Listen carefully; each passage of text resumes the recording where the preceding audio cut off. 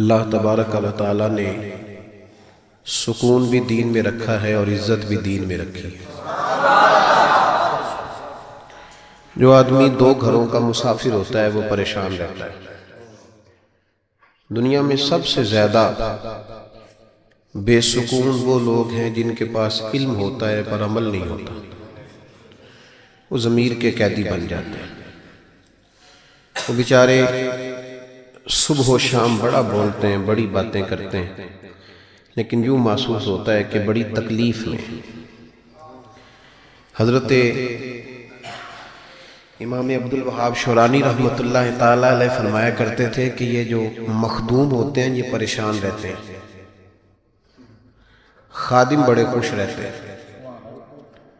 یہ جو مخدوم ہوتا ہے نا میری طرح کا، اچھے لوگوں کی بات نہیں کرتا، جن کو نعرے لگوانے کا شوق ہو جاتا ہے، پھول ڈلوانے کا شوق ہو جاتا ہے، یہ بڑے پریشان رہتے ہیں۔ فلانے نے سلوٹ ہی نہیں کیا، پتہ نہیں یہ مجھ سے مطمئن نہیں رہا، اس نے دستبوسی نہیں کی، پریشان رہتے ہیں۔ یہ جو خادم ہوتے ہیں نا یہ سکھی ہوتے ہیں، اس لیے کہ انہیں ٹینشن کوئی نہیں ہوتی، کوئی کرے نہ کرے بات ایک ہی ہے، وہ ان کو کوئی پریشانی نہیں ہوتی۔ آپ لوگ بیٹھ جاؤ، بچے سارے یہ جو آپ کے دائیں بائیں بچے ہیں نا جی، ان کو ڈانٹ کے نہیں، میلاد کی محفل میں تو ڈانٹنا ویسے ہی منع ہے، یہ تو موقع ہی خوشی کا ہے۔ ان کو پیار سے بٹھائیں، بچہ بچہ ہی ہوتا ہے، اور وہ بچہ ہوتا ہے۔ ایک بزرگ کے پاس میں بیٹھا تھا تو ایک آدمی اپنے بچے کو دم کرانے لایا، صبح صبح بچے نے اسکول کی وردی پہنی تھی، کہا صاحب اس کو دم کر دیں، ضد کرتا ہے۔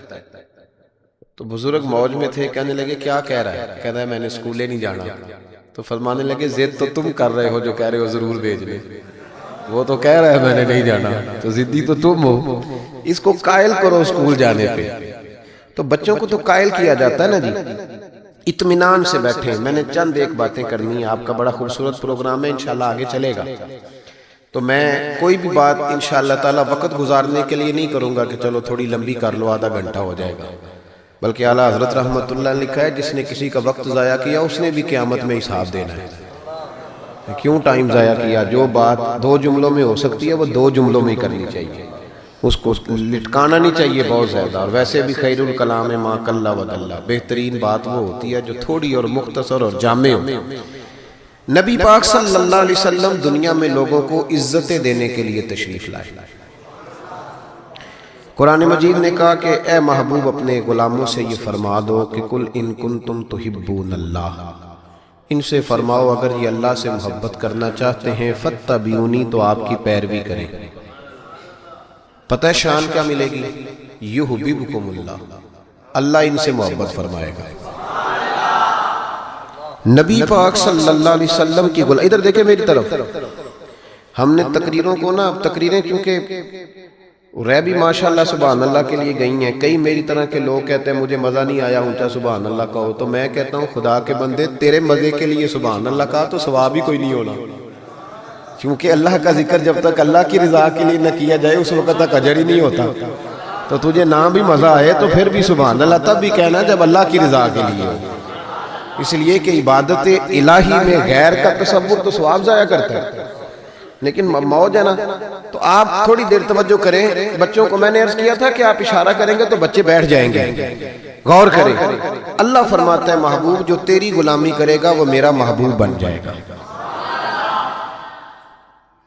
نبی پاک صلی اللہ علیہ وسلم نے نا لوگوں کی عظمتیں بیان کی ہیں۔ انسان خوبی اور کمزوری کا مجموعہ ہوتا ہے،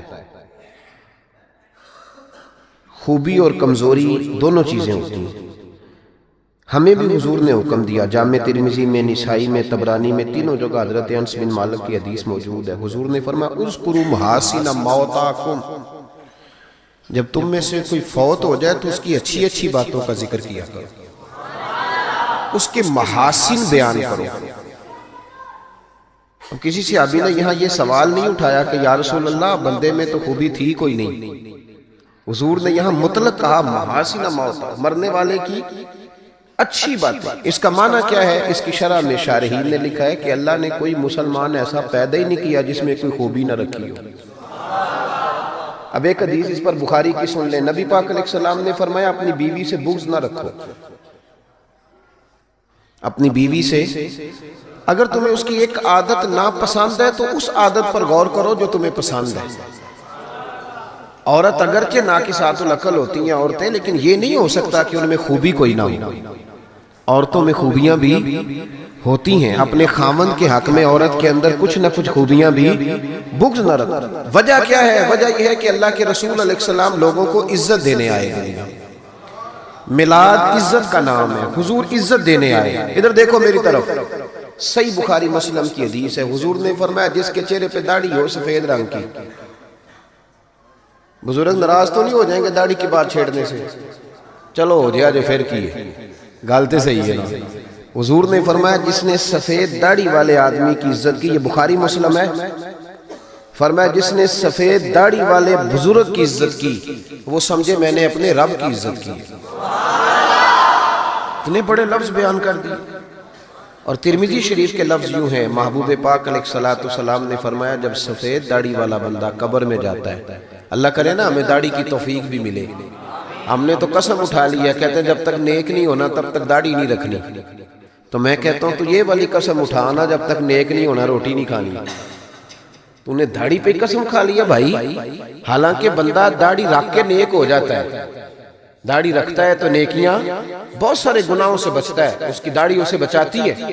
تو حضور عزت دینے آئے. نبی پاک علیہ السلام، عام مومن کی بات ہو رہی ہے، اس میں کوئی حد نہیں، مفتی ہو، پیر ہو، صوفی ہو، درویش ہو، عالم فاضل ہو، حافظ قاری، عام مومن.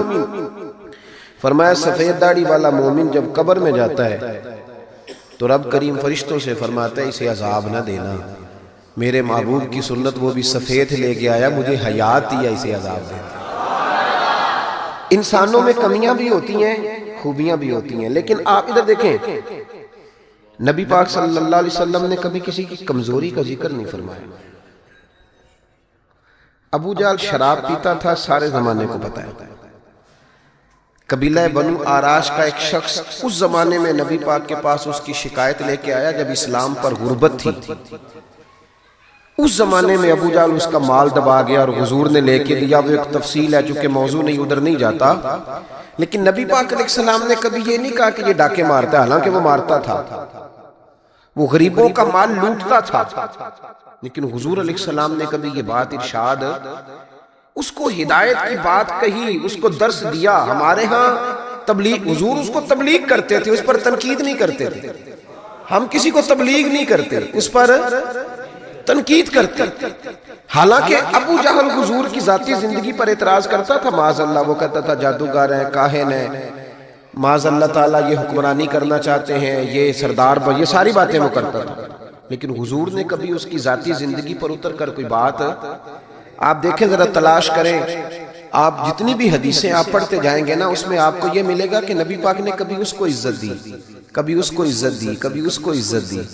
لیکن کبھی کسی شخص کی کوتاہی حضور نے بیان، کبھی کسی شخص کے بارے میں یہ رویہ. حضور عزتیں دینے آئے دنیا، عزتیں دینے آئے. بتائیے حضرت ابوبکر صدیق کو حضور علیہ السلام نے صدیق اکبر کہا، لقب دیا. حضرت عمر بھی تو سچی بولتے تھے نا، جناب عثمان بھی تو سچی بولتے تھے نا، حضرت سیدنا مولا علی بھی بولیے. لیکن ان کے اندر وہ خوبی زیادہ پائی جاتی تھی تو نبی پاک علیہ السلام نے انہیں صدیق کہا. جناب عمر فاروق اگر حق اور باطل کی بات کرتے تھے تو باتیں حضرت ابوبکر بھی سچی کرتے تھے، لیکن حضور نے انہیں فاروق اعظم کہہ کے عزت دی. حضرت عثمان غنی کو پیکر شرم و حیا کہہ کے نبی پاک نے عزت دی. جناب علی کو اسد اللہ کہہ کے حضور نے عزت دی. بہت سارے لوگ ایسے ہیں، جب ہم کتابیں دیکھتے ہیں تو کچھ ایسی چیزیں ملتی ہیں، کچھ جگہوں پہ ایسی چیزیں ملتی ہیں جن کا ذکر ہو سکتا تھا، لیکن نبی پاک علیہ السلام نے کبھی ان کا ذکر، بلکہ عجیب روایت لکھی ہے امام یوسف صالحی نے سبل الہدی والرشاد میں، اکرمہ بن ابو جہل کا بیٹا. یہاں تو اللہ تعالیٰ خیر فرمائے، دادی کا ظلم نہیں لوگ بھولتے، پردادی کا. بیبیاں کہتی ہیں تہاڈی دادی جو کرتی تھی کدی تانوں دساں نا، بھائی وہ تو اب چلی گئی بیچاری، اب تو کوئی فائدہ نہیں بتانے کا، بات ختم ہو گئی. ہم بھولنے کو تیار، بلکہ ہم یہ کرتے ہیں کہ پنچایت میں کبھی کسی چودھری کے پریشر پہ آ کے صلح کر لیتے ہیں پر معافی نہیں دیتے. کرتے یہ ہیں کہ صلح کر لو، پھر جب کبھی میرے قابو آئے گا تو پھر دیکھ لیں گے اس کا کیا کرنا ہے. نبی پاک صلی اللہ علیہ وسلم کے ساتھ جو کچھ ابو جہل نے کیا حضور نے اس کا ذکر فرمایا. فرمایا فرعون بھی بڑا ظالم تھا پر یہ جو میرا فرعون ہے یہ اس سے بھی سخت ہے. فرعون سے سخت کہا ابو جہل کو. لیکن جب اکرمہ بن ابو جہل نے کہا نا میں کلمہ پڑھنا چاہتا ہوں, ناراض نہ ہونا, ہم عزت نہیں دے پا رہے. جو 99 خوبیاں ہیں لوگوں کی وہ چھپ جاتی ہیں پر ایک خامی ساری دنیا دیکھتی ہے. یہ ہمارے اندر کی وہ کمزوری ہے جس نے ہمارے علماء اور مشائخ اور بزرگوں تک کو معاشرے کے اندر بدنام کر دیا ہے. ہم نے وہ ایک خامی تو دیکھی پر اس شخص کی ساری زندگی کی خوبیاں چھوڑ دی. تیری نظر ایک خامی پہ گئی ہے, اس کا مطلب ہے تیرا اس مکھی سے تعلق ہے جو صرف گند پہ بیٹھتی ہے, پھول اسے نظر ہی نہیں آتا. ہماری ہر محفل میں جب کوتاہیاں ڈسکس ہوں گی تو پھر دنیا میں اچھا کون بچے گا؟ رسول کریم عزت دینے آئے. سنو اور یاد رکھو, اکرمہ بن ابو جہل کے بیٹے کلمہ پڑھنے آ رہے ہیں. میرے قریب رسول حضرت ابو بکر صدیق فرماتے ہیں میں اس دن اتنا رویا کہ میری داڑھی آنسوں سے بھر گئی. نبی کریم فرمانے لگے بھئی مجھے خبر ملی ہے کہ اکرمہ کلمہ پڑھنے آ رہا ہے, آؤ ذرا سارے بیٹھو میری بات سنو, حضور حکم کریں.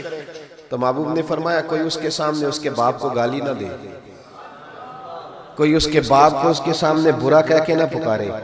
کوئی یہاں ایک اور بات بھی کرنی بڑی ضروری سمجھتا ہوں, جو پکا بے ایمان کافر تھا, بے ایمان, جب حضور نے منع کر دیا کہ اس کے بیٹے کو تکلیف ہوتی ہے, جس کا کفر نص قطعی سے ثابت ہے, ان الذین کفروا سواء علیہم انذرتهم ام لم تنذرهم لا یؤمنون. اس آیت کی تفسیر میں جہاں بھی آپ کھولیں گے پہلا نام ابو جہل کا ملے گا, جس پر نص آ گئی کہ اس کی قسمت میں کفر ہے. جب وہاں حضور نے فرمایا باپ کو کافر نہ کہنا, بیٹے کو تکلیف ہوگی, تو بتا جب تو حضرت عبداللہ اور سیدہ آمنہ کے بارے میں بات کرتا ہے تو حضور کے دل کو تکلیف نہیں ہوتی, شرم نہیں آتی, لوگوں کو حیا نہیں آتی, حضور کا دل دکھاتے. اور دیکھیں عبداللہ کا معنی اللہ کا بندہ ہے, اور جو آمنہ نام ہے اس نام کا حسن تو دیکھیں, ہو درود تجھ پہ بھی آمنہ اور تیرے لال پر بھی سلام ہو. تو تھوڑا آپ بھی پہچانا کریں, جو تیری اماں کو برا کہے تو سلام نہیں لیتا, اور جو نبی پاک کی اماں کے بارے میں بات کہتا ہے تو کہتا ہے مولوی صاحب رال مل کے رہنا چاہیے.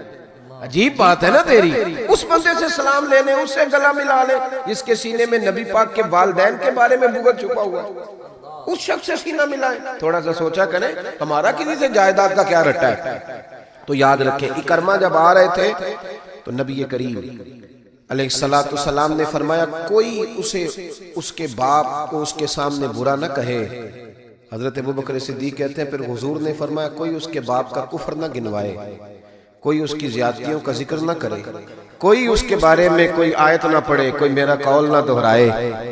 حضرت سیدنا ابو بکر صدیق فرماتے ہیں میں رونے لگا تو مجھ سے حضرت ابو دردہ کہنے لگے آپ کیوں رو رہے ہیں؟ تو میں نے کہا میں رو رہا ہوں محبوب کی رحمت للعالمین پہ کہ محبوب یہ کس کے استقبال کی تیاریاں کرا رہے ہیں, اور ساری زندگی تکلیف دی کن کے استقبال, خدا را ساری. اب یقین کریں آپ بیٹھ جائیں کسی مجلس میں, ناراض نہ ہونا, علماء اور نیک لوگوں کی بات نہیں کرتا, اپنی اور آپ کی کر رہا ہوں. ہم کسی محفل میں بیٹھ جائیں نا, ہم نے اب گناہوں کے نام بدل لیے ہیں, جھوٹ کا نام ہم نے بہانہ رکھا ہے, میں بہانہ کر چڑیا سے, حالانکہ سچی بات کیا ہے جھوٹ بولا. اور یہ غیبت کا نام ہم نے بدل کے گپ شپ رکھا ہے, تھوڑی دیر گپ شپ کریں. وہ گپ شپ کیا ہے؟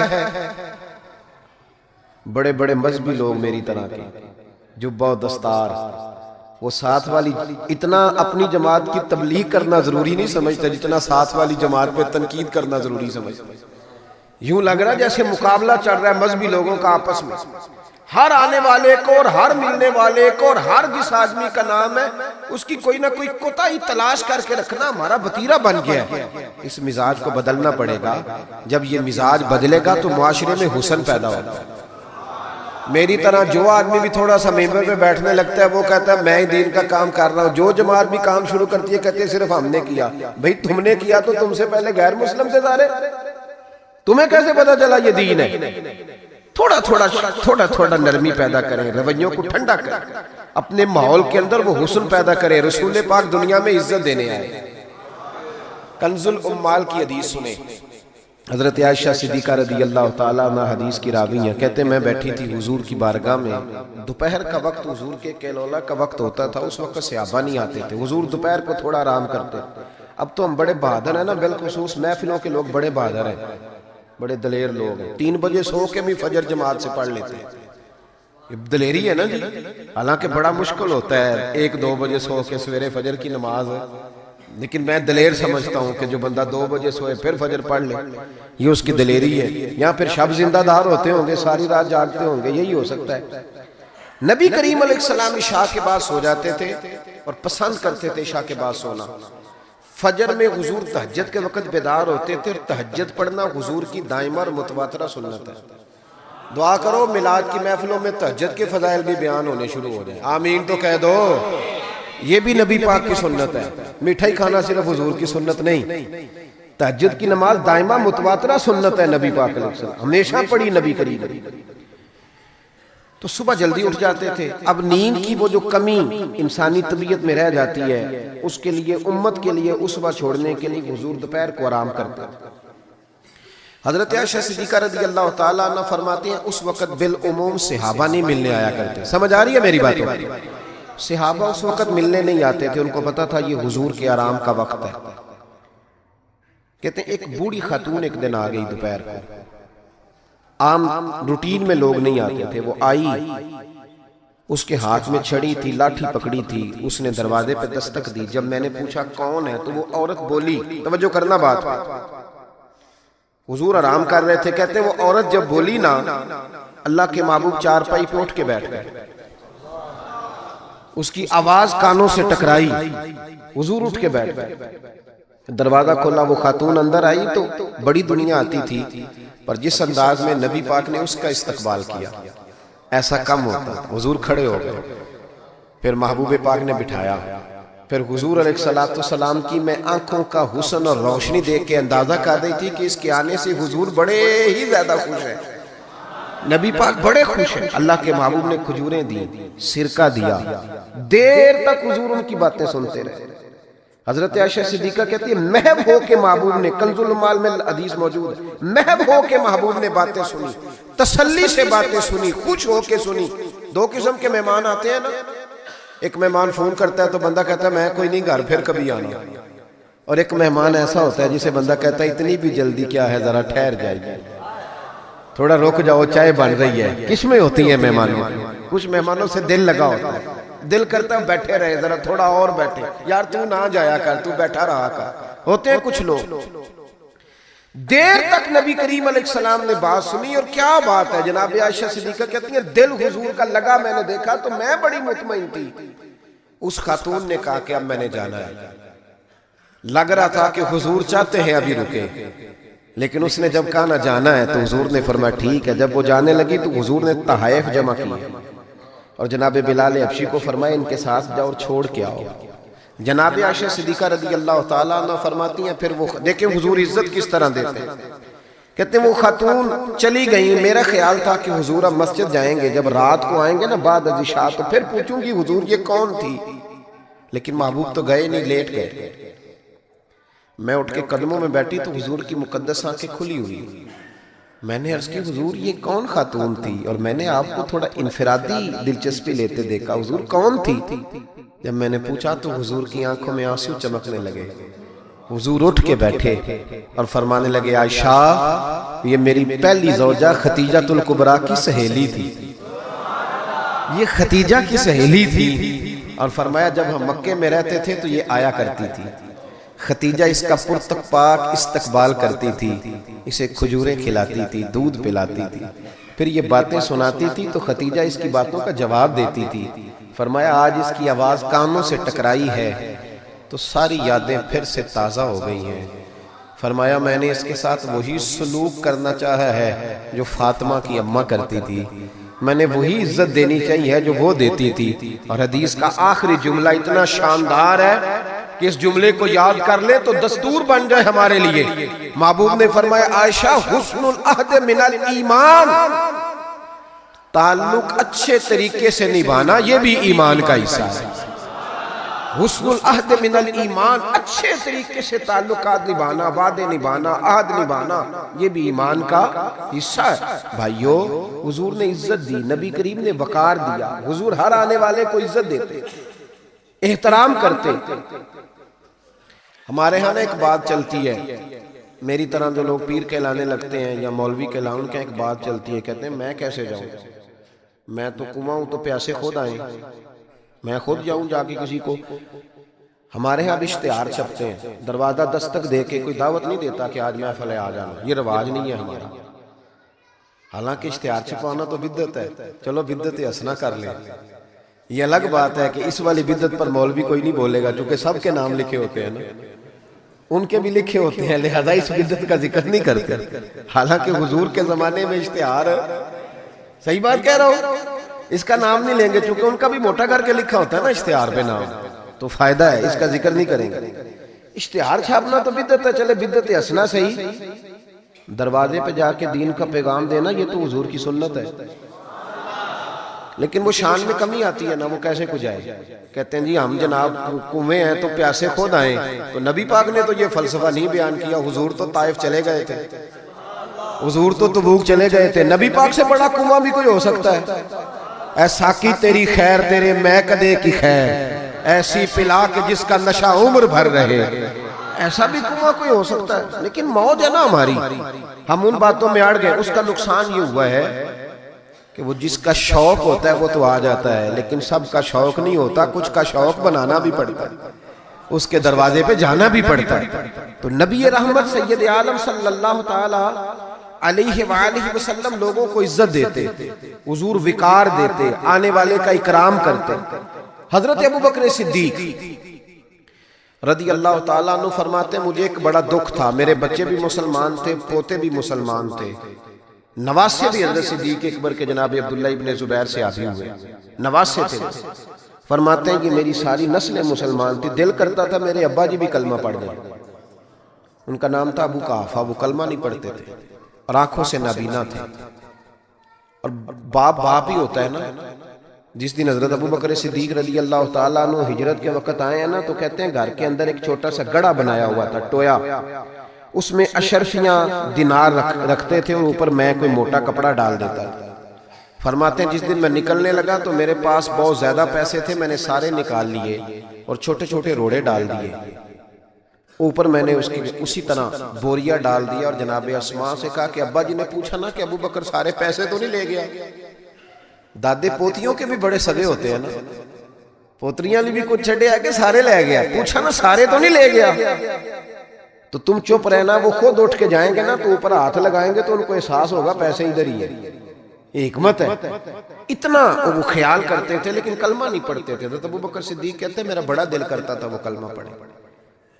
ایک دن وہ بول ہی پڑے ہجرت مدینہ کے بعد، کہنے لگے ابوبکر میں مان گیا ہوں تیرے رسول واقعی سچے، چل یار مجھے لے چل، میں بھی مصطفیٰ کا کلمہ پڑھا۔ حضرت ابوبکر فرماتے ہیں میری تو عید بن گئی کہ میرا تو گھر بن گیا نا، اب میرے ابا جی بھی وہاں آ گئے جہاں سارا گھرانہ کھڑا تھا، کہا کلمہ پڑھنا چلو۔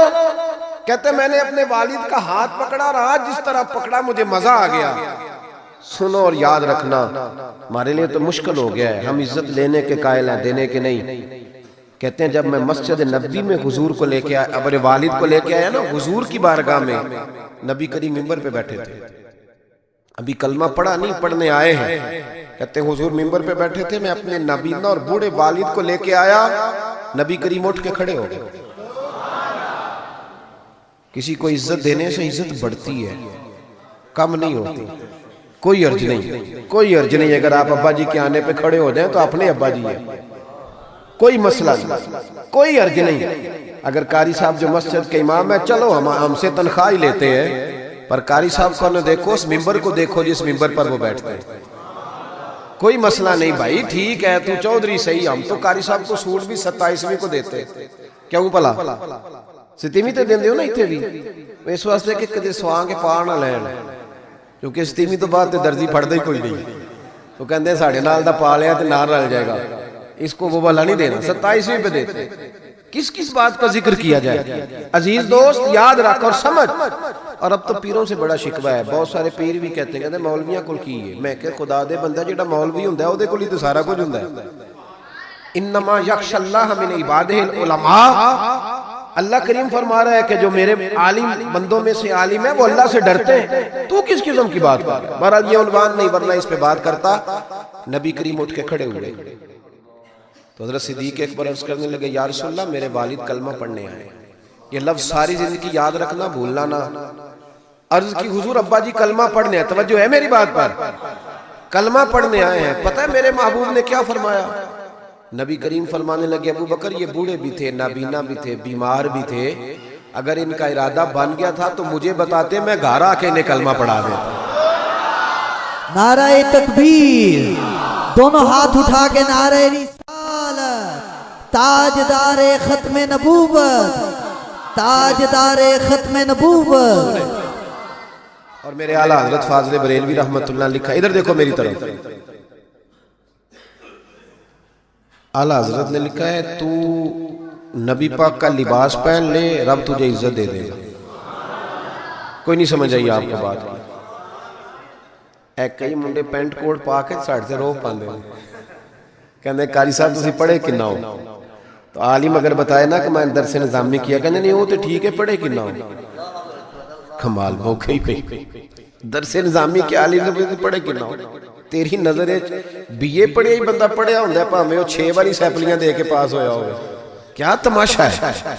اس تماشے سے باہر آ نبی پاک صلی اللہ علیہ وسلم. ادھر دیکھو میری طرف. میں تو شکوہ کرتا ہوں کئی دفعہ اپنے نعت خانوں سے بھی اور نقیب سے بھی اور قاری صاحب سے. میں کہتا ہوں ساری عزت نبی پاک کے نام پہ، اور تو کہہ رہا ہے چھوٹی داڑھی میں سونا لگوں گا.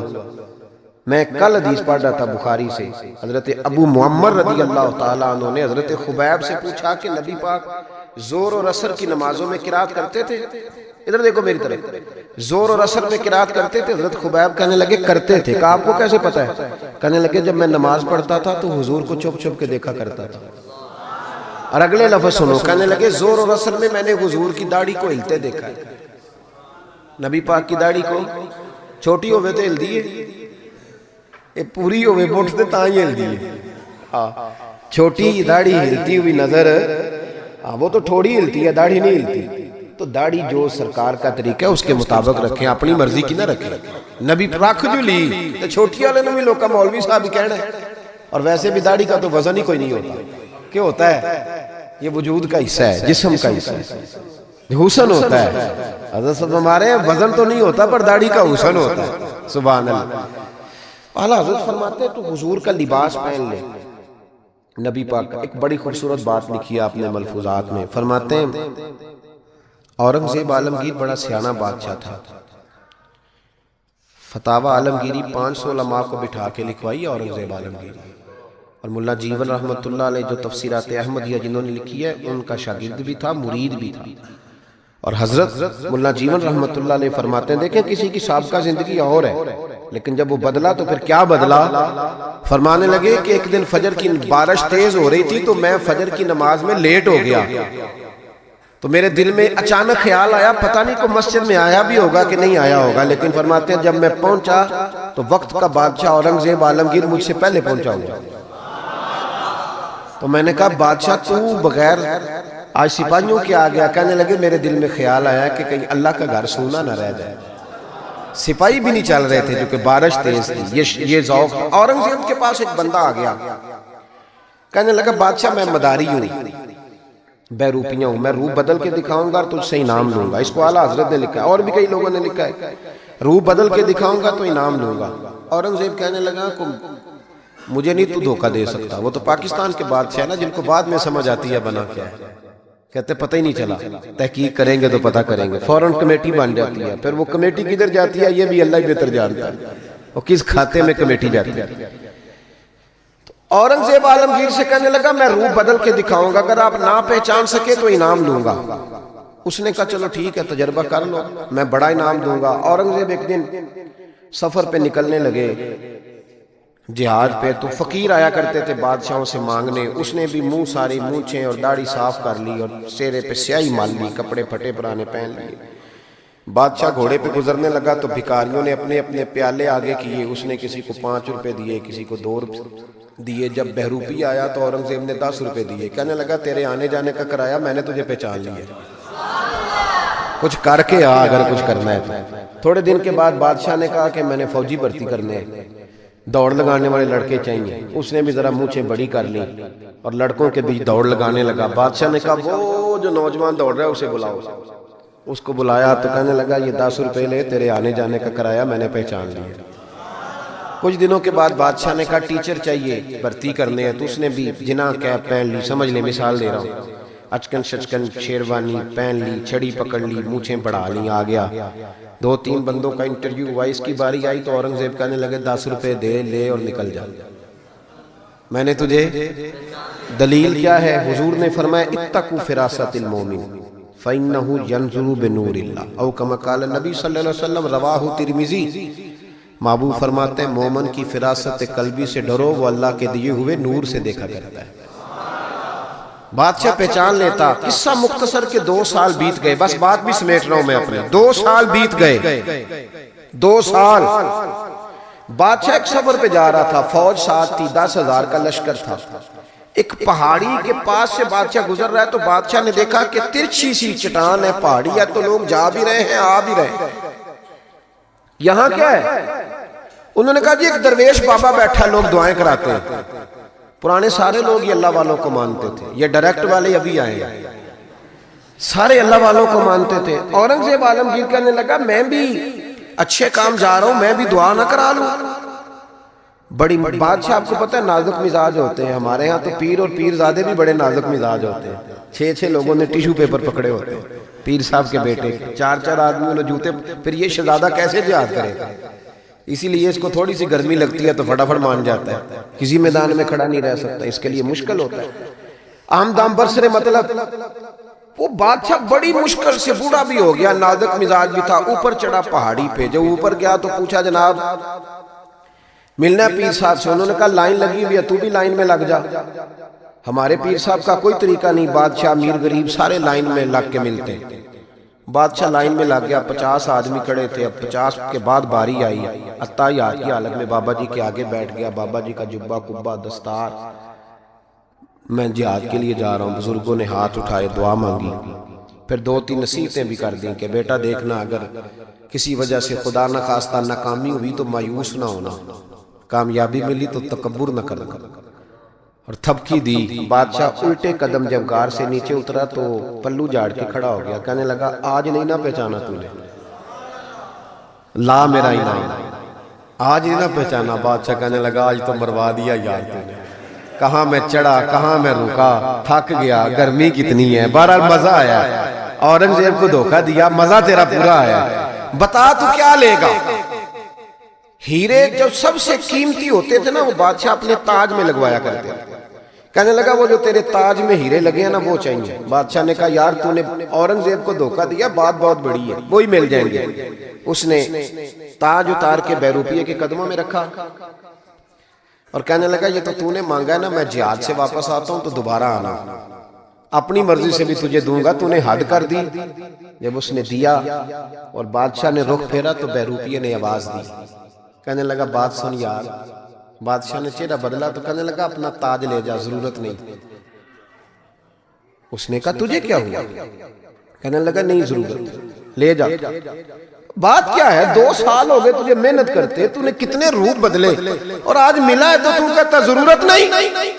بہروپیہ رو پڑا اور کہنے لگا بادشاہ میں نے اپنے نبی پاک کا لباس نا جھوٹ موٹ پہنا ہے، جھوٹ موٹ کی پگڑی، لوگوں کی جیبوں پہ ڈاکہ ڈالنے کے لیے جھوٹ موٹ کی داڑھی، جھوٹ موٹ حضور کا لباس پہنا جھوٹا، اور تیرے جیسے بادشاہوں کے تاج میرے قدموں میں آ گئے ہیں۔ اگر میں سچ مچ رسول اللہ کا غلام بنوں گا تو اللہ کتنی شانیں عطا فرمائے، سچ مچ بنوں گا تو رب کیا دے گا۔ بہلتے کس جگہ جی اپنا بہلانے کہاں جاتے، تیری محفل سے اٹھ کر تیرے دیوانے کہاں جاتے، خدا کا شکر شمع رخ لیے آئے ہو محفل میں، اگر پردوں میں چھپے رہتے تو پروانے کہاں جاتے، خدا آباد رکھے سلسلہ یہ تیری نسبت کا، وگرنہ ہم بھری دنیا میں پہچانے کہاں جاتے۔ اور اعلیٰ حضرت فرمانے لگے فرشتے بھی کرتے ہیں تعظیم میری، فدا ہو کہ ان پر یہ عزت ملی ہے۔ عزتیں دروازہ رسول پہ ہیں۔ باقی کوئی شخص کہتا ہے میں دولت کے بل بوتے پہ عزت حاصل کر لوں تو وہ تیری دولت کی عزت ہے، تیری ذات کی نہیں۔ جو کہتا ہے میں کرسی کے بل بوتے پہ عزت حاصل کر لوں تو میاں جب تک تو کرسی میں ہے تب تک تیری عزت ہے۔ جو شخص کہتا ہے میں کسی کے 7 لاکھ کی عزت حاصل کر لوں تو اس کی ذاتی ایک عزت ذاتی ہے، وہ کون سی؟ جو رب رسول عطا کرتا ہے۔ اس عزت کی طرف سفر کریں، ان کے طریقے کے مطابق چلیں۔ میلاد شریف کا مہینہ آ رہا ہے، آج تو ویسے بھی 28 سفر ہے، حضرت سیدنا امام حسن رضی اللہ تعالیٰ عنہ کا یوم شہادت۔ ربیع الاول شریف آ رہا ہے، یکم ربیع الاول سے 12۔ ہمارے ہاں نا سب سے زیادہ کام ہوتا ہے بحث کرنے کا، بحث نہیں کرنی، کام کرنا ہے۔ جو پوچھے نا جھنڈیاں لگانی ہے کہ نہیں، ان سے کہو تو جھنڈیوں کی بات کرتا ہے، میرا تو دل کرتا ہے تاڑے توڑ کے چھت پہ لگا دو۔ یہ حضور کا میلاد ہے۔ سب سے زیادہ آپ نے یہ کرنا ہے کہ درود شریف کثرت سے پڑھنا ہے۔ پڑھیں گے انشاءاللہ تعالی؟ نہیں، وعدہ نہیں لے رہا، وعدہ نہیں، آپ نے اپنے لیے پڑھنا ہے۔ تسبیح لے لیں۔ کوئی بندہ کہے نا دکھاوے کے لیے پڑھ رہا ہے تو ان کا یا ٹھیک ہے دکھاوے سے۔ تسبیح ہاتھ میں ہوتی ہے تو میرا تجربہ ہے کہ چلتی بھی رہتی ہے، آپ ہاتھ میں رکھیں تو انشاءاللہ چلے گی۔ تو کوئی کہے نا وہ بڑا بابا تسبیح کو ٹھیک ہے یار، کوئی بات مجھے پڑھنے۔ ایک تو آپ نے یہ کام کرنا ہے۔ دوسرے نمبر پہ میلاد شریف کا جب لنگر پکانا ہے نا تو جو 50,000 چودھری دے اس کی صدارت نہیں رکھانی محفل میلاد پہ۔ جو محلے کے غریب لوگ ہیں انہیں فرنٹ سیٹ پہ بٹھانا ہے۔ ہماری محفل میلاد میں بھی جس کے ہاتھ میں نوٹوں کی دتھی ہوتی ہے اس کا سارا کچھ ہوتا ہے۔ غریب میلاد کی محفل میں بھی پیچھے بیٹھتے ہیں، جن کے کپڑے میلے انہیں آگے بٹھاؤ تاکہ پتہ چلے کہ نبی پاک ان لوگوں کو عزت دینے تشریف لائے۔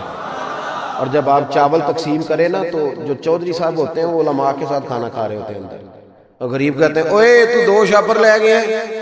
مہربانی کریں غریبوں کو بٹھا کے لنگر دیں، اور ہو سکے تو ان کے گھروں میں پہنچا کے کوشش فرمائیں میلاد میں عزت دیں۔ اور تیسری بات، نبی پاک نے سب سے زیادہ بیٹیوں کی بات کی ہے۔